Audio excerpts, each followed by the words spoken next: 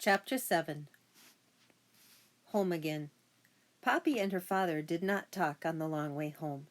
Only occasionally did she say, "Watch that puddle, Papa," or "Won't be long now." That was all. Lungwort, walking with his head down, eyes glued to his feet, kept uttering sighs. Now and then he reached up to touch his hat just to be sure it was there. Once, after stealing a look at Poppy, a look that she caught, he let out something like a moan. Poppy was fearful of asking her father the question she kept asking herself. If Mr. Oakax refused permission for the move, and he had, and if there was not enough food, and her father said that was true, what was the family to do? Would some of them have to forage in distant places, in the open? That meant they'd be at the mercy of Mr. Oakax, a complete calamity.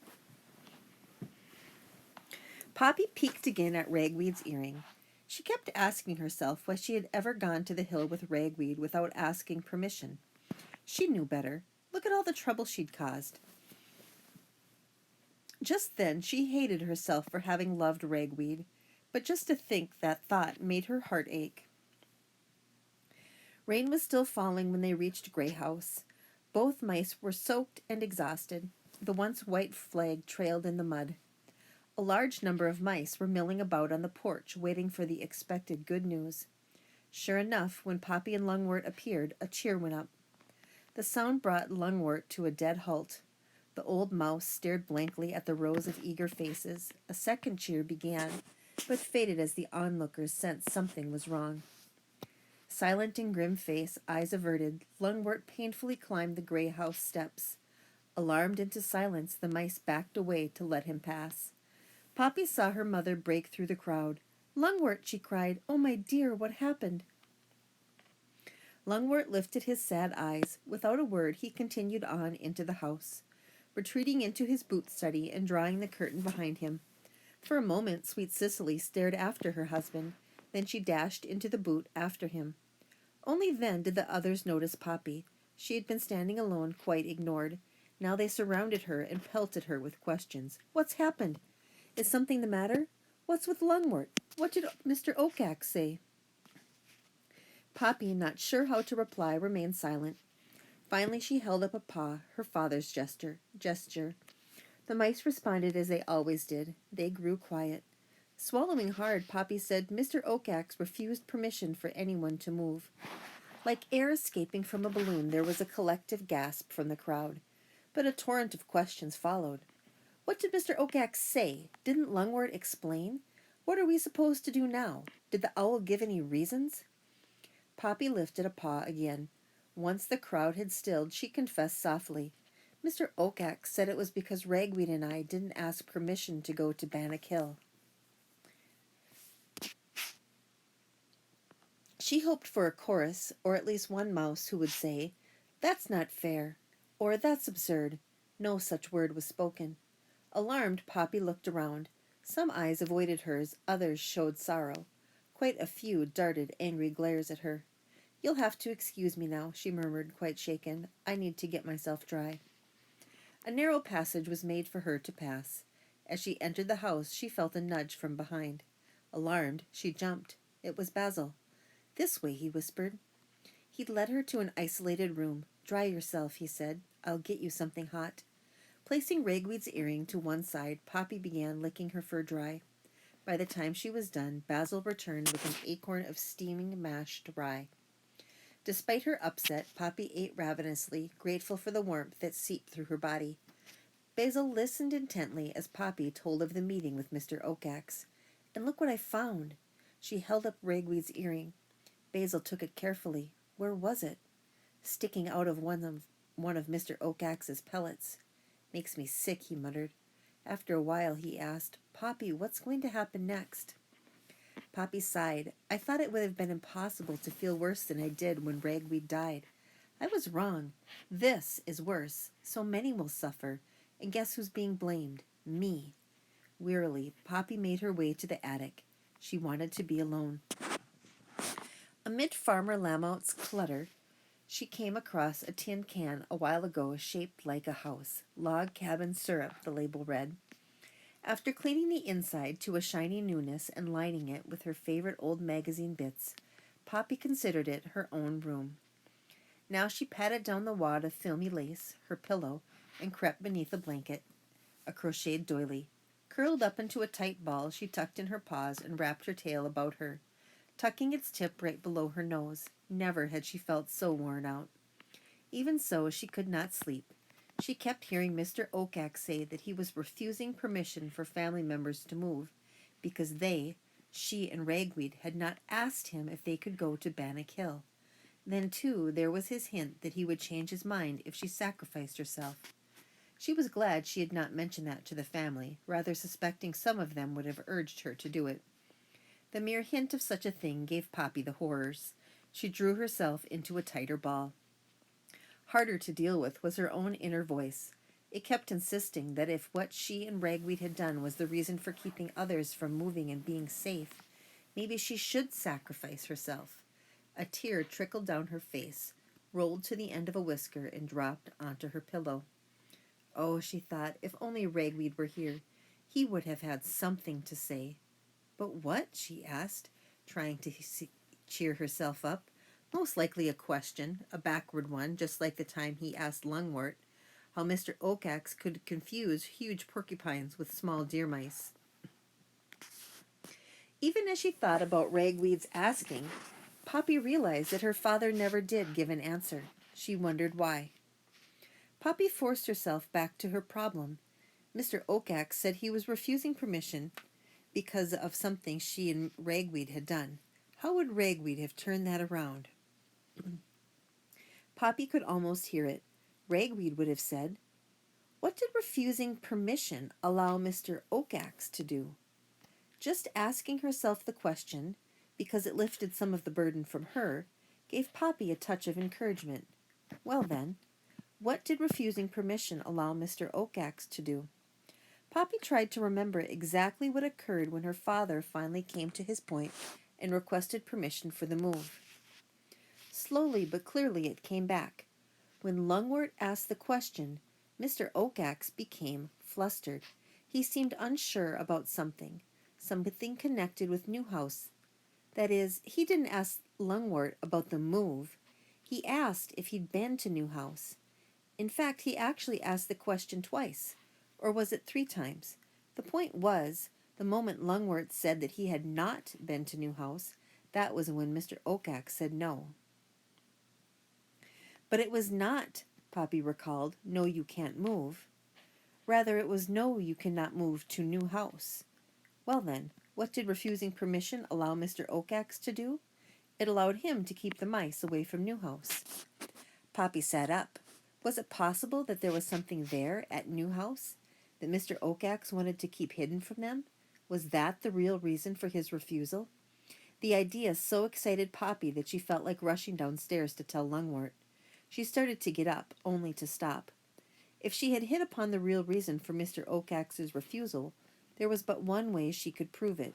She would have to go to Newhouse and see what was there, and she could hardly ask Mr. Oakax permission to do that. I don't care, Poppy said aloud, making a fist of a paw. I'll do it, I will. With a sigh of exhaustion, Poppy finally fell asleep. But it was not a restful sleep. She kept dreaming she was lost. Worse, no matter where she turned for help, she saw only eyes, Mr. Oakax's eyes. They were always just above and behind her. Chapter 8. Poppy and Papa. From the moment Lungwort pulled the curtain across the entrance to his boot study, he did not show himself. When inquiries were made, the curtain was opened by Sweet Cicely, but merely a fraction. Looking out just long enough to say, "He's not well," she would draw the curtain closed. Now Poppy stood before the study, working up the courage to speak to him. She kept asking herself, as she'd already done 100 times, if she really wanted to go to Newhouse. The answer, plain and simple, was no. Just the thought frightened her, but still she was convinced it was the only way to prove that she and Ragweed were not really the cause of Mr. Oakax's refusal. Nonetheless, she feared that when she told her father about her intentions, he would be displeased. With a sigh, she braced herself and called, "Papa!" Her mother peeked out from behind the curtain. "He's not... Oh, Poppy, it's you." "Mamma," Poppy said, "can I speak to Papa, please?" "Well, if anyone, just make it brief." Poppy slipped into the boot. "Is he still ill?" she whispered. Sweet Cicely nodded. "I've never seen him looking so poorly. He lies there whimpering, though every once in a while he'll shake his head and sob. What are we going to do? Or it's all over with us now." Poppy's heart sank. "Poppy," Sweet Cicely continued, "I do hope you're going to tell him something that will cheer him up." "I'm not sure I will," Poppy confessed. Her mother sniffed. "Well then, you'd best know what else he keeps saying." "Oh?" "He says, if only Ragweed and Poppy had asked permission." Poppy's heart sank even further. "And I must agree with him," Sweet Cicely went on. "Well, if you insist on seeing him, come along." Lungwort had curled himself into the absolute toe of the boot, the gloomiest part. His tail was wrapped around his feet, his whiskers were limp, and his front paws were in constant motion as if squeezing a sponge. Poppy thought his fur had grown grayer, too. Sweet Cicely leaned over him. "Lungwort, dearest, it's Poppy come to visit." Lungwort shook his head and mumbled, as if holding an argument with himself. Poppy came forward. "Papa," she said. Lungwort looked up and stared fixedly at his daughter. "Doomed," he said mournfully. "Who is?" "The whole family." "But if rules aren't followed," he began, but stopped to shake his head. "No, it's my fault." "What do you mean?" "If I had raised you properly, you would never have gone to Bannock Hill without asking permission, and none of this would have happened. I accept full responsibility." His tail swished in dismay, and he started squeezing his paws again. Poppy appealed to Sweet Cicely with a look, but her mother was gazing piteously at Lungwort. "Papa," Poppy said, "I have an idea that there may be another reason why Mr. Oakax refused us." Lungwort sniffed. "You're too young to have ideas." Poppy didn't protest, but pressed on. "I think Mr. Oakax refused permission because of something about Newhouse, something he doesn't want us to know." Lungwort considered his daughter for a moment. Suddenly his whiskers stiffened and he bared his front teeth. "That Ragweed," he snarled with anger. "He twisted your mind. He's the cause of all this." Poppy stepped back as though struck, but she managed to say, "I'm going to try to find out." "How?" "I'll go to Newhouse." Lungwort turned limp again. "Why, tell me," he said with a shrug. "You don't care what I think. You'll go anyway." "You'll go anyway." Poppy wanted to say something kindly, but the words would not come. Instead, after a painful silence, she turned to go. Suddenly, Lungwort cried, "Poppy!" "Yes, Papa?" "Look out for porcupines." Poppy lay upon the floor of her log cabin syrup room and studied a map of the area. As far as she could see, there were 3 ways to reach Newhouse. The easiest would be to go along the tar road, but if she took that route, she'd be traveling in the open. That was reason enough to rule the tar road out. The longest way would be to go around the marsh, but that meant going over Bannock Hill, and it held too many painful memories and fears connected to Ragweed's death. No, Poppy was not ready to go there again. Not yet. Her third choice was Dimwood Forest. Few mice who had ventured in had returned to tell of their experiences. Even so, the dark woods seemed to offer real advantages. She could travel midday, even in bright sun. Mr. Oakax and most other creatures would be asleep then. And if and when the need arose, the same light would enable her to find a hiding place. If the forest had anything Poppy assumed, it would have plenty of places to hide. She would go that way. Poppy told only Basil about her plans.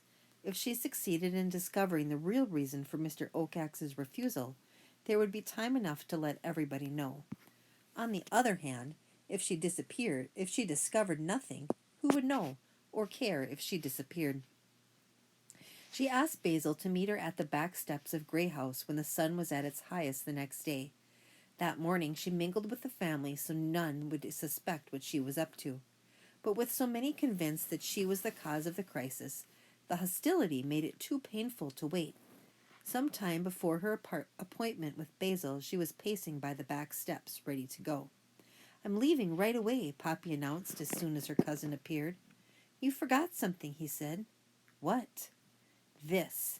Basil held out Ragweed's earring. For courage, he said. Poppy held still while her cousin gently affixed the earring. When she shook her head, it tickled her ear. I need a nuzzle, she said, caught in a swell of emotion. As they nuzzled, Basil whispered, I could go with you. Poppy broke away. It has to be just me, she said, and leaped off the back steps. Why? If I'm the one who caused this mess, she called, it has to be me who sorts it out. Good luck, Basil cried after her. Poppy, not wanting to look back because she thought it might make her lose heart, dashed away.